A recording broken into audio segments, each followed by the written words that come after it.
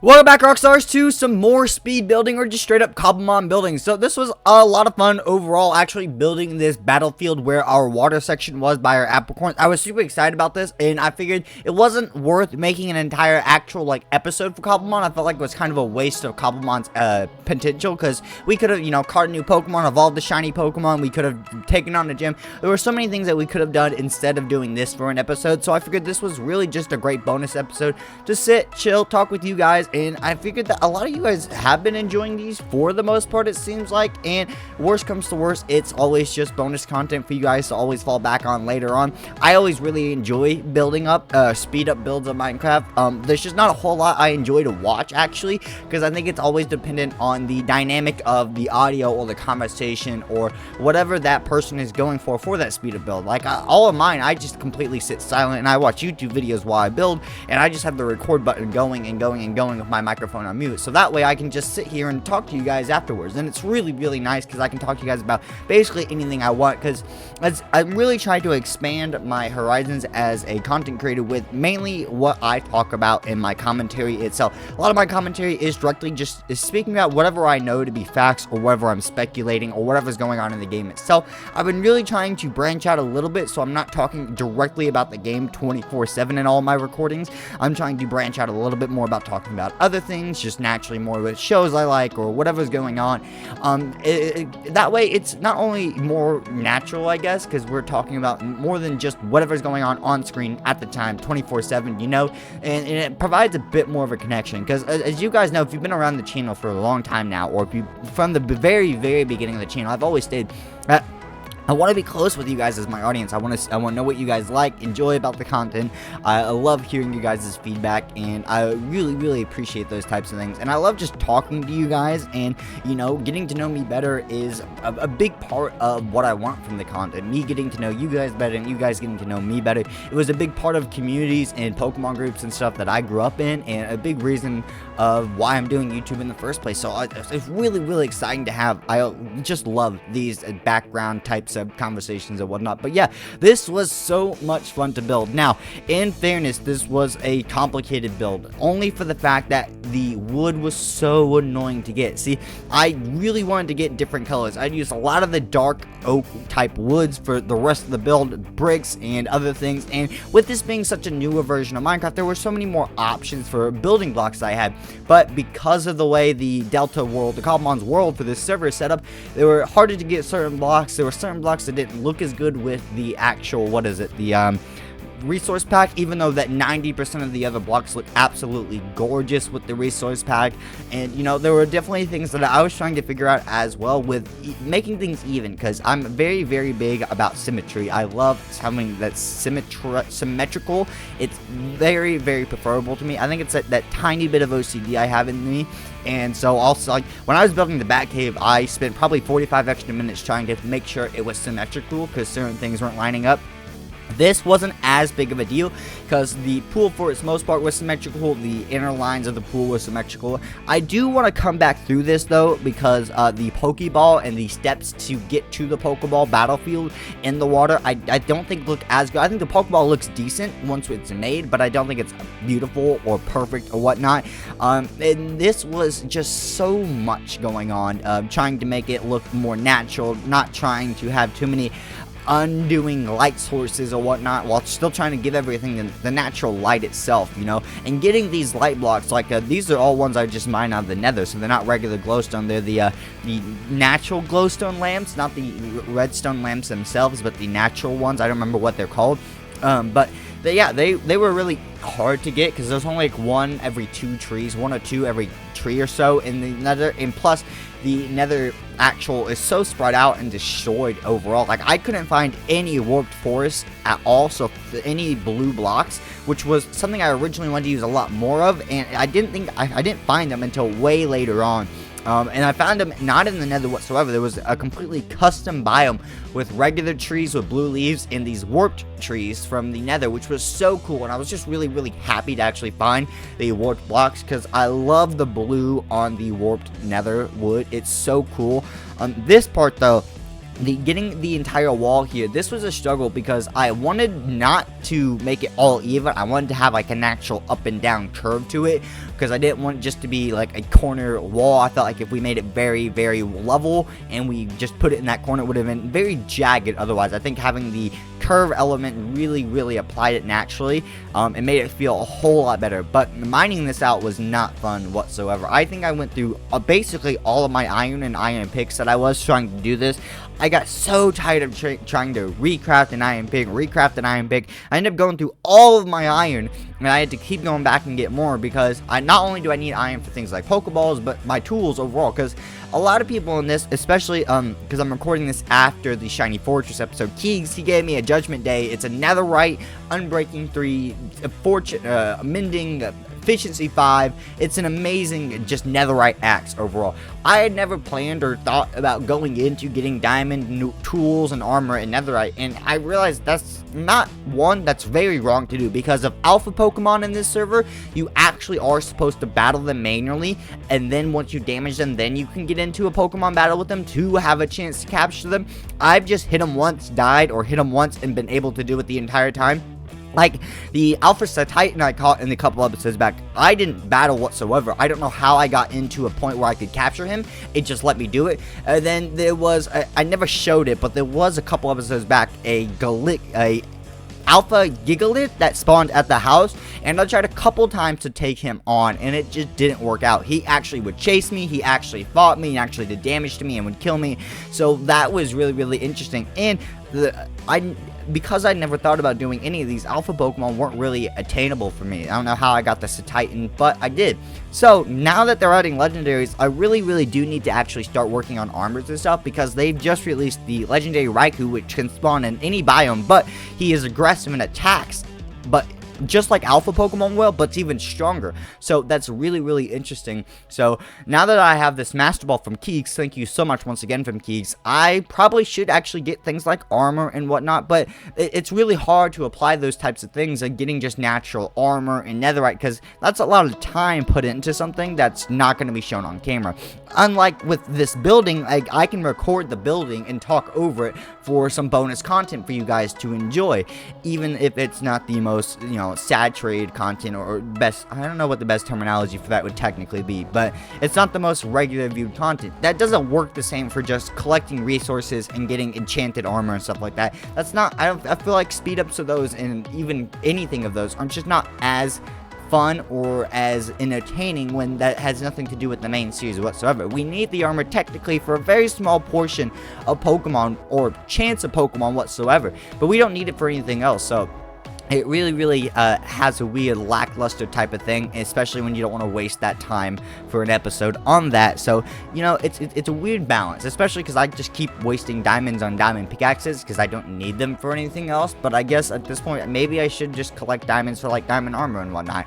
I do have a bunch of iron and stuff from Keegs now, and more diamonds. So once again, thank you, Keegs. I know I've said that like 3 times, but it was just how much stuff he gave me was so shocking. If you guys don't know, I highly recommend checking out these Shiny Fortress Evolution episode of Cobblemon. It's a fun episode. We caught a lot of Pokemon we didn't have before. We've seen some custom versions and whatnot as well. But it was really cool because he ended up giving me all this stuff like literally the day after I finished building all of this, because I came on the next day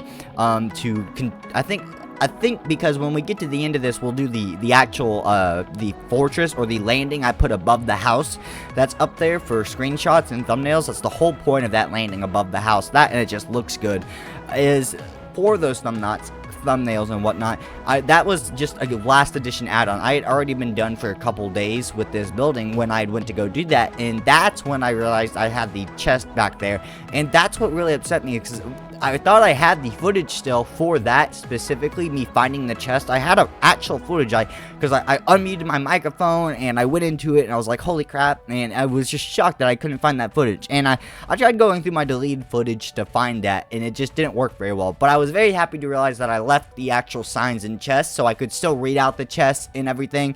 So thank you so much for that. By the way, you want me to use a dragon scale on a Dragonite.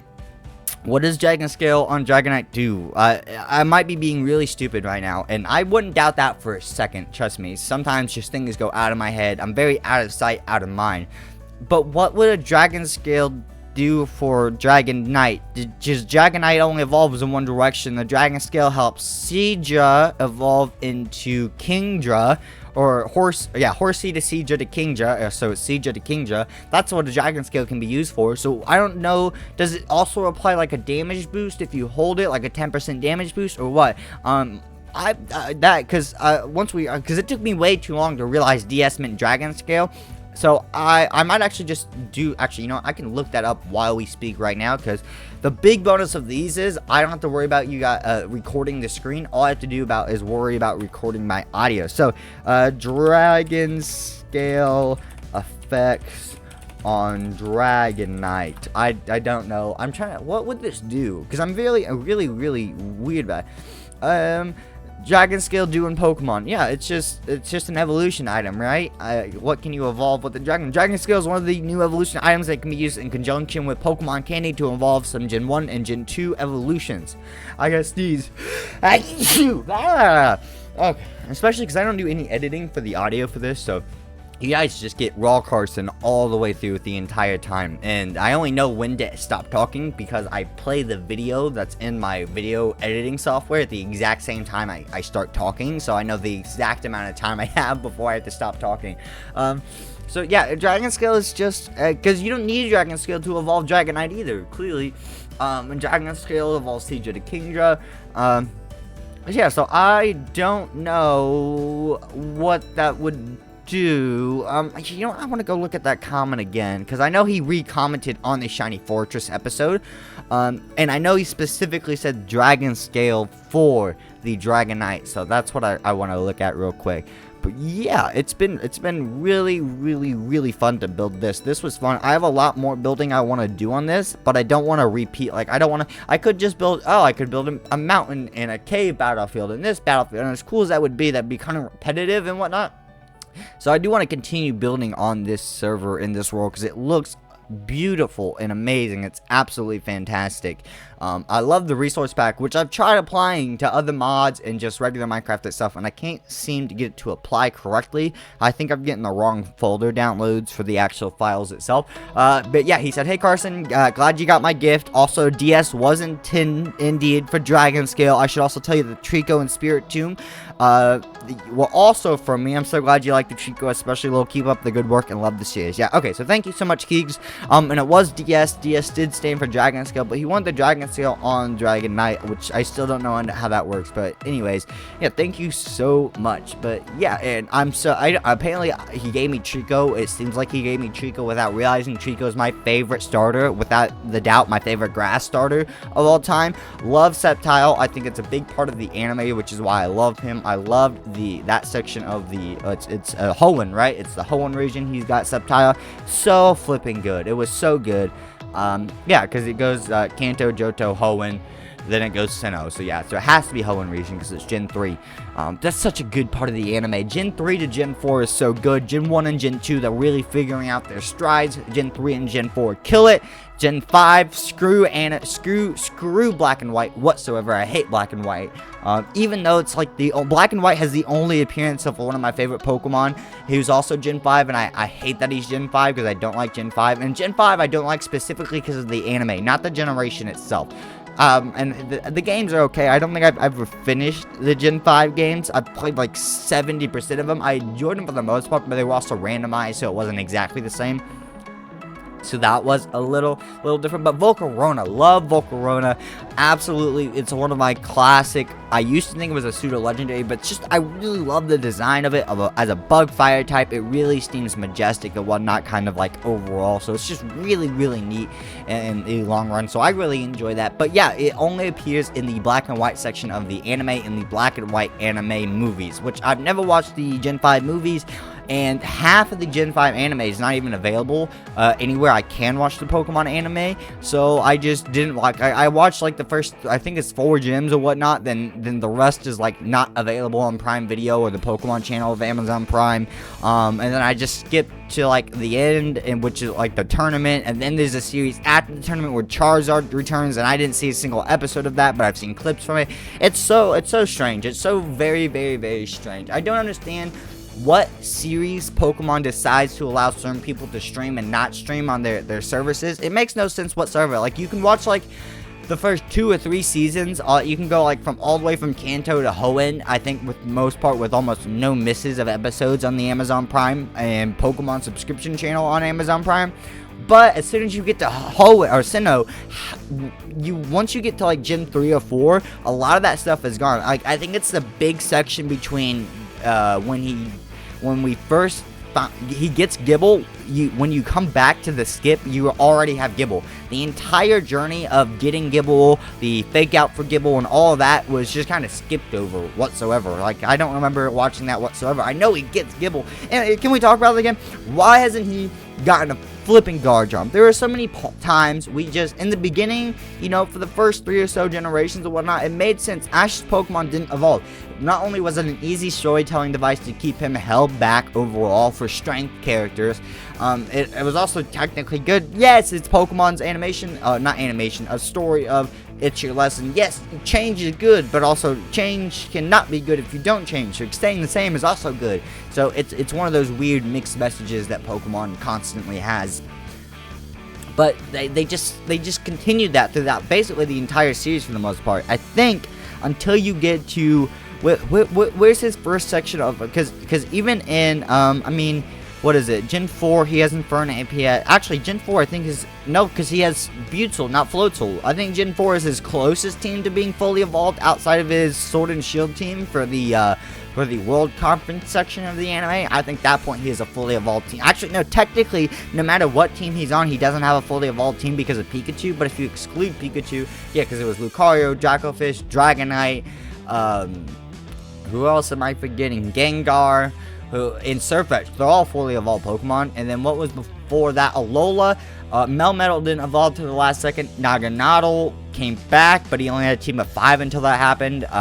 What else in there? Rowlet never evolved in Gen 7 for Alola. It literally hadn't ever shown like within the first 15 episodes of it, so that just clearly was never going to evolve, which was disappointing because I really liked the idea of Rowlet's evolution line, and never having used him myself, I was really excited for some of the sweet things you could do with his typing in the anime battles, because I'm going to be completely honest, the entire reason I watched a Pokemon anime is for the way Ash battles. Without that specifically, I don't think I could like the anime as much as I do, or even want to watch the thousands of episodes that I have if it wasn't for Ash and Ash's battling style, which is and I haven't seen a single episode since he won the World Coronation, so I have no idea what's going on with him being gone. I just know he's gone. I have no idea what's going on with the supposed daughter. That's the biggest theory, I think, him and Serena's daughter or whatnot.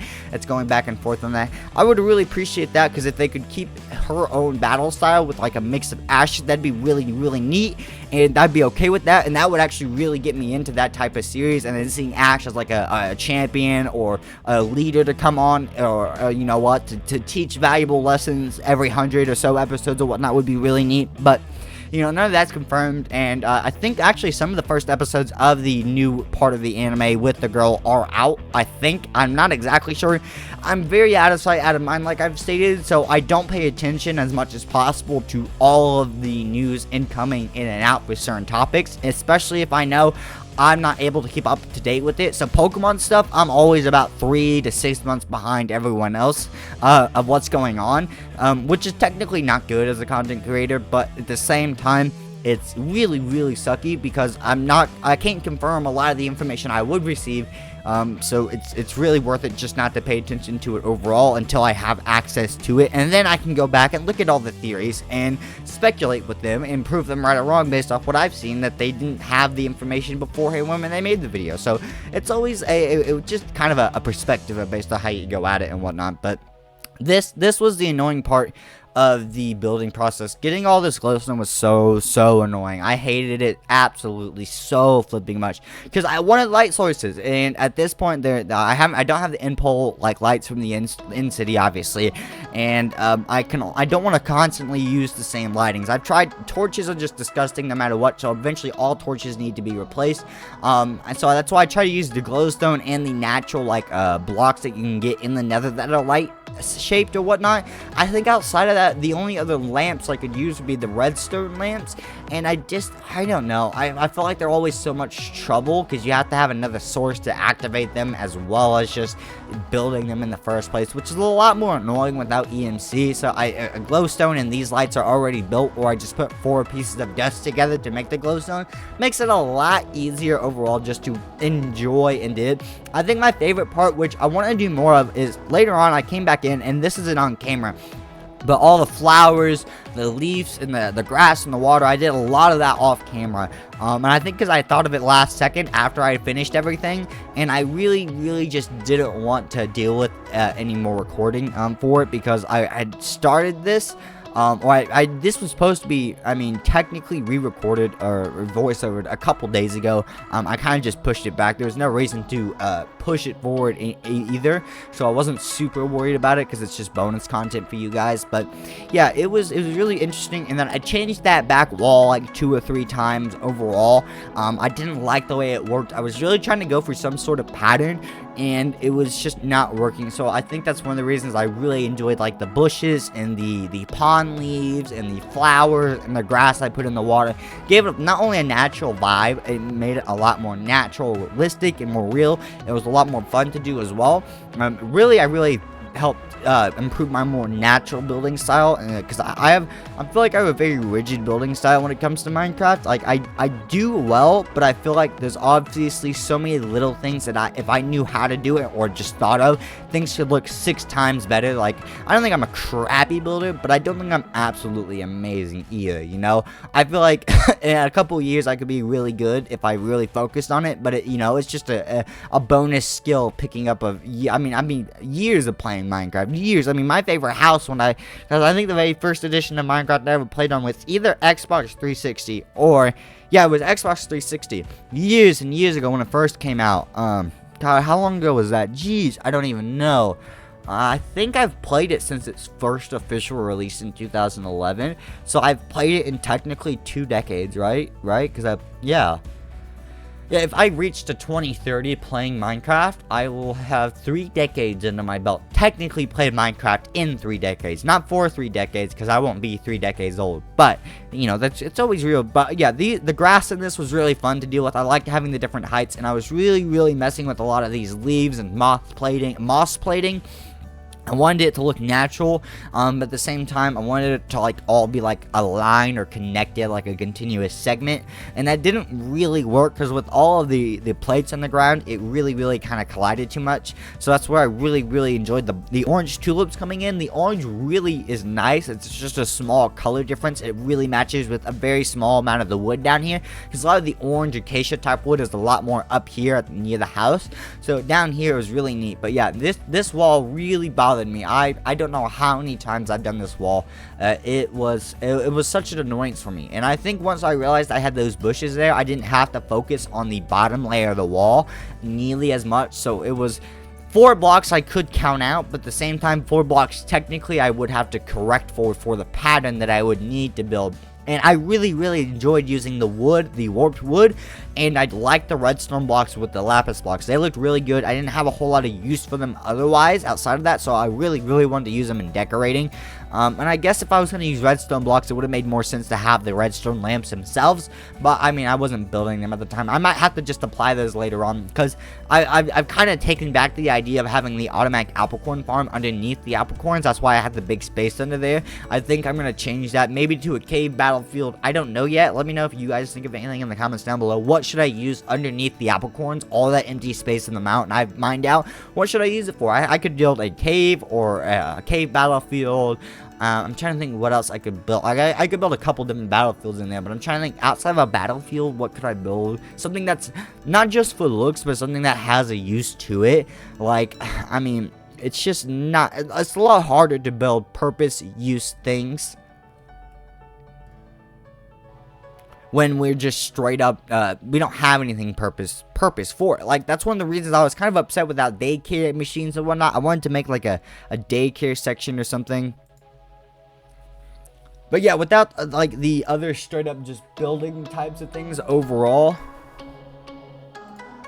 it was a lot harder to get just because there was no reason to have these buildings. Like, I wanted like to have like a build off a mini section to the side of the house that was specifically for Pokemon breeding, because one thing I really enjoy about the old Pixelmon breeding is the machines themselves. The Pokemon ranches were so cool because you could just sit Pokemon out and they could actually be viewed. So even if you weren't using it as a breeding machine, you could set your rare, shiny, or legendary Pokemon you weren't using in the machine, and it would just sit there and show them off. And it was so cool just to see those Pokemon be shown off that way, and I wanted stuff like that, and I just can't do that here in Cobblemon. And I think that's one of the biggest issues I have with Cobblemon is the daycare breeding system, but that also just might be because it's not implemented in the mod yet. So the daycare breeding system with the command is this server's way of getting around it, because obviously Cobblemon is still really new, and this server has a lot of things that Cobblemon, the mod pack itself, doesn't have, because they're expanding upon it, they're making it their own, they're giving a lot more content just to play around with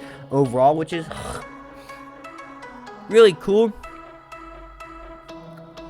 It'd also be a little bit difficult in the long run, you know, but at the same time, they're adding legendaries, they're adding custom skin Pokemon. You can't complain too much when you've got all these neat things that you didn't have before, or you wouldn't originally have in the mod pack itself. And I also really just enjoy the server overall. It's a clean server, they've got a lot of neat things, and they're just, even without all the bonus features, it's just a really well-run server. There's not a whole lot of lag, you know. I really enjoy the resource pack that's automatically applied, and they just set up their world really well overall, you know. They've got community events and stuff like that, so it's just a great server.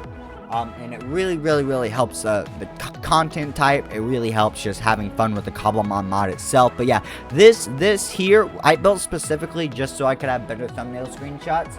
Because what I'll do is I'll get into like an FOV of 30 and just take a screenshot of a Pokemon, and that will be, and then I'll cut out around that, and that will be my straight up Pokemon in the thumbnail. So this was really specifically for that, but also I think it looks good. I wanted something to do with it. I like the idea of having a staircase up and around the back of it. I don't like the fact that I end up switching the blue and the stone bricks for the pillars, and I still like the blue pillars, but it looks weird with the non-blue pillars. But guys, I think that's where we can end it off for today. So if you guys did enjoy my rant, the whatever discussion that we had today, I don't remember everything that we talked about, leave a like, comment, and subscribe. Really appreciate it. It really helps me out. Let me know you guys enjoy the bonus content outside the regular content. And otherwise, I hope you guys had a absolute fantastic time and continue to enjoy the series. Otherwise, thank you guys all so much, Rockstars, and peace.